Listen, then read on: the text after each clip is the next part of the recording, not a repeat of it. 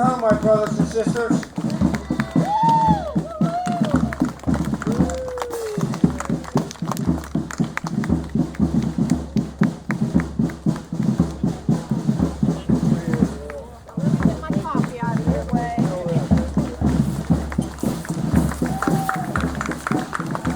Welcome home.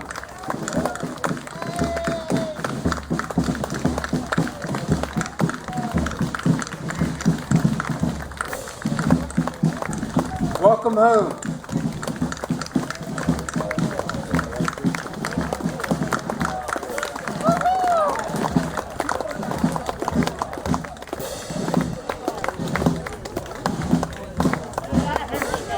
Welcome home.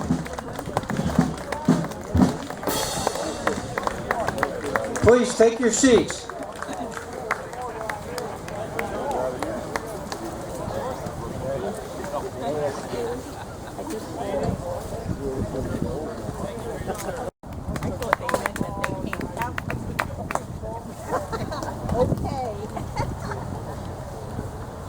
At this juncture, we're going to welcome the Vietnam Veterans Chapter 1036 Color Guard, who will come in and present the colors.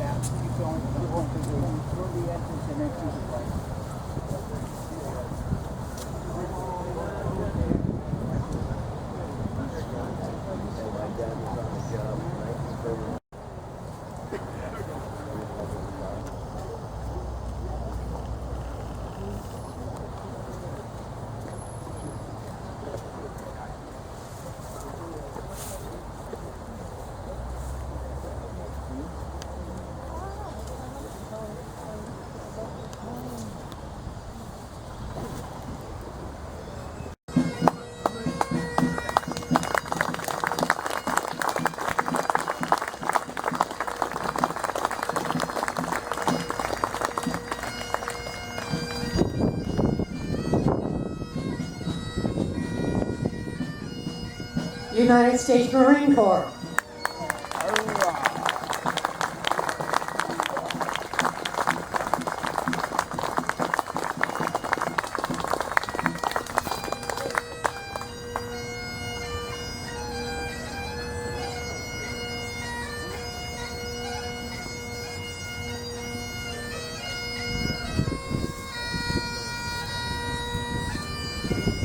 United States Navy.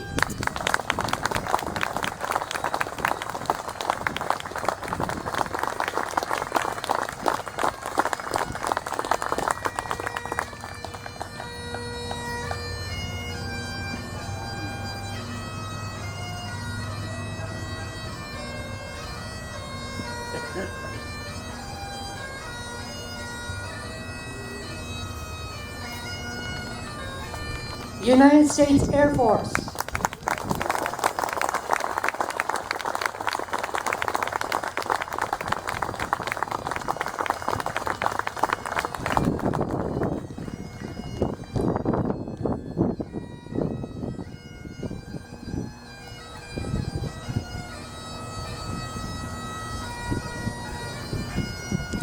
United States Coast Guard.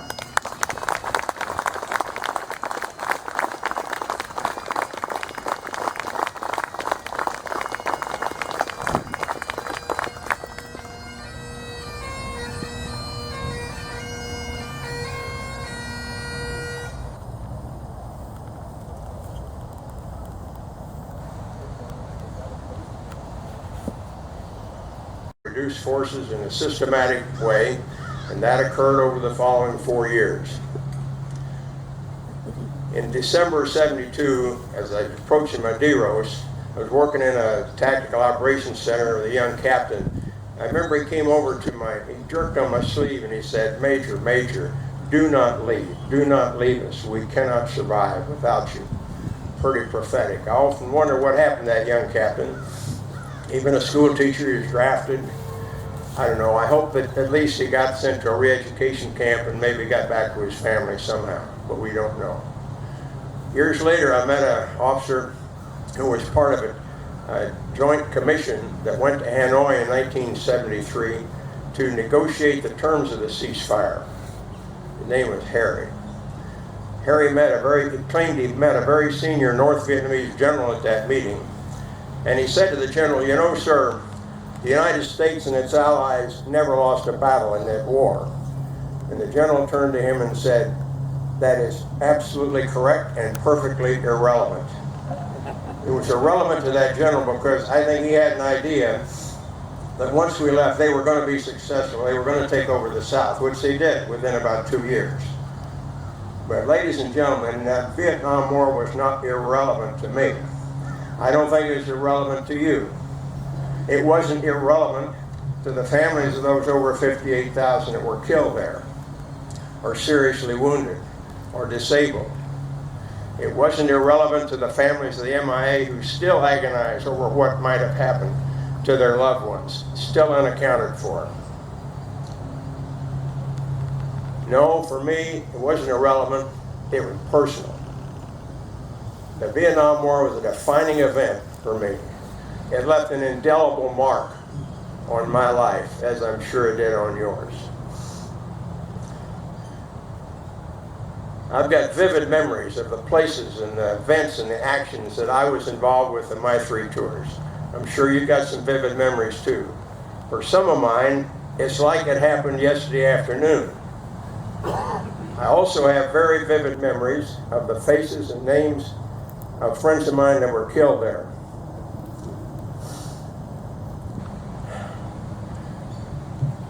In October, I was privileged to go on an honor flight from the village's honor flight lieutenant, number 56 here. And believe me, folks, they treat us like VIPs before the event, all during that day, and then even afterwards. Talk about being welcomed home. We really felt appreciated. And if you haven't been on one of those honor flights, I would encourage you to apply if you're old enough. And also, I urge you to support the village's honor flight organization. They raise money for continued flights that they take coming up. The highlight of the trip to Washington for me was a visit to the Vietnam Wall. I've been there 2 or 3 times before. In fact, when I first saw it, I thought it was kind of ugly, like a trench had been cut along the wall. But over the years, and certainly on that last trip up there, I believe it's eloquent, it's meaningful. And when we got up there, when the honor flight, we didn't all go as a group to that wall. We kind of went up individually, or maybe 2 or 3 together. I went up with my guardian. Each of you have a guardian that makes sure you don't fall down or get to the right place on time. But we got up to the wall. I asked my guardian if he could just give me a couple moments to collect myself up at the first panel. And then I asked him to join me. I said, "I've got a list here of 18 names of soldiers that I knew, that I served with. And I want to go to each name, and I want to say their name out loud. I heard one time that if you say a person's name out loud, that person will not be forgotten." He said, "Great, I've got some paper and a pencil here, and I'll come and do a rubbing on each name for you, an etching."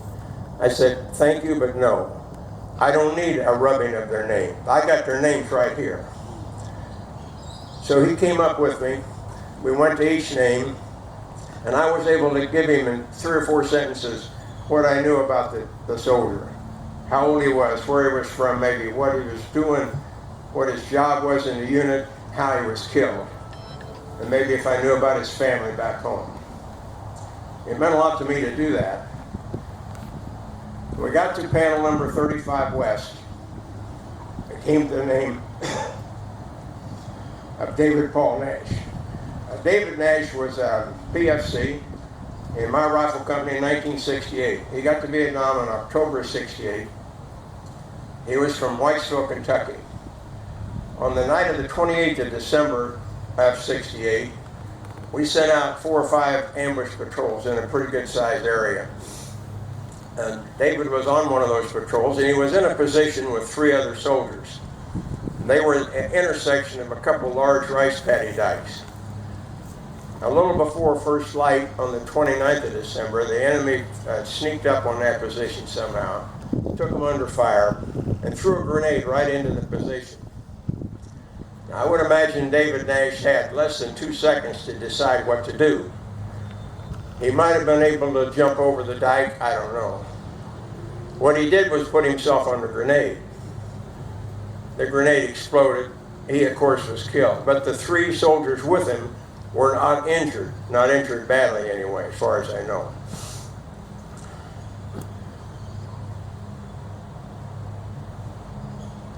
David Nash subsequently received the Medal of Honor posthumously. People say, well, David Nash died for his country. No, I don't think so. David Nash died for his friends, the 3 guys who were with him there, and he had not known them for only 60 days. They weren't his high school buddies.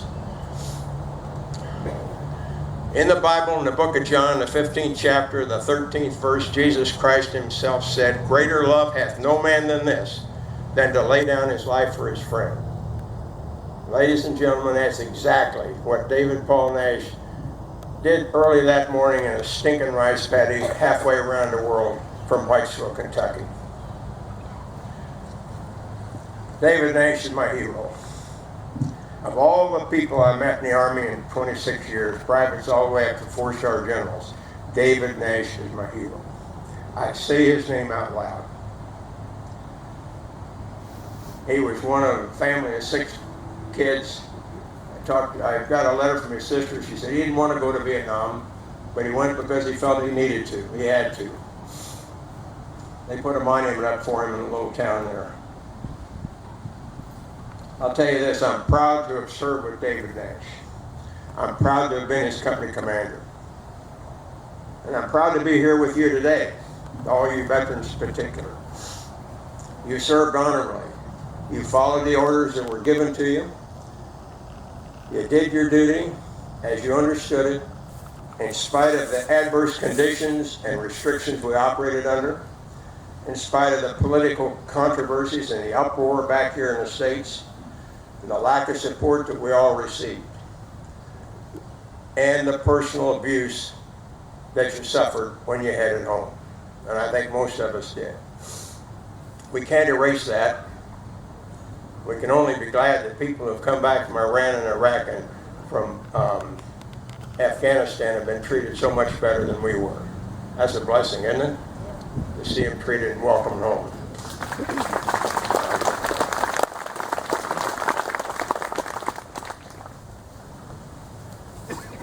So David Nash is my hero. There's another hero here today. Okay. This is my wife, Judy.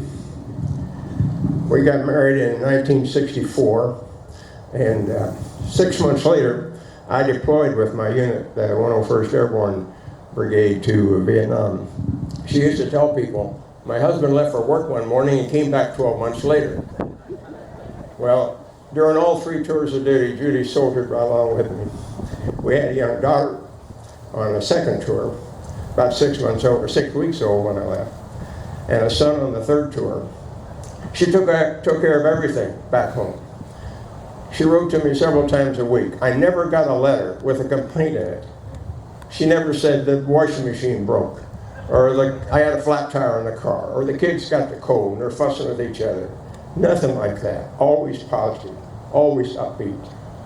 I think she knew that I couldn't fix it from where I was. We didn't have an internet then. I couldn't even talk to her. But she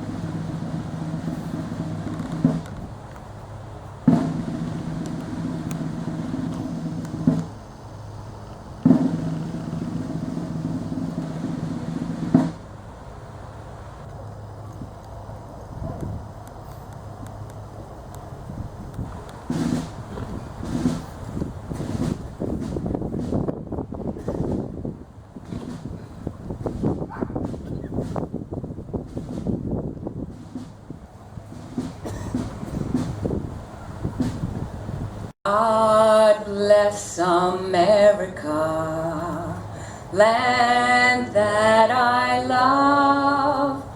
From the mountains to the prairies, from the light with the right from above. From the mountains to the prairies, to the oceans white with foam. God bless America, my home, sweet home. God bless America, my home, sweet home. Years ago where I just kind of walked around, and if anybody wants to say what unit they were with in Vietnam, speak up. And you never know, there could be somebody you served with standing right here now. So I'm going to give that opportunity. If there's anybody who wants to talk, just mention the unit they were with. Maybe somebody from your units here. B Company, 2nd and 7th, 1st Air Cav, 67, 68.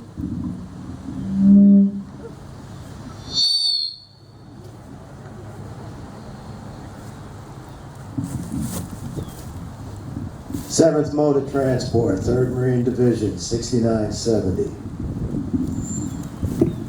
11th Armored Cavalry Regiment, Vietnam and Cambodia. 6th to 15th Artillery, 1st Infantry Division, 67 and 68.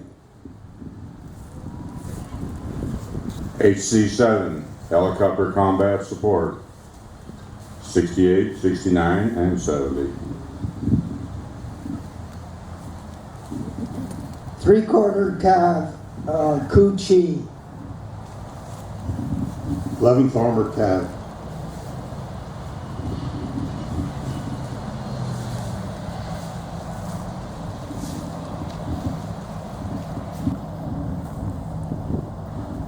Super Jolly Green Giant, 6768.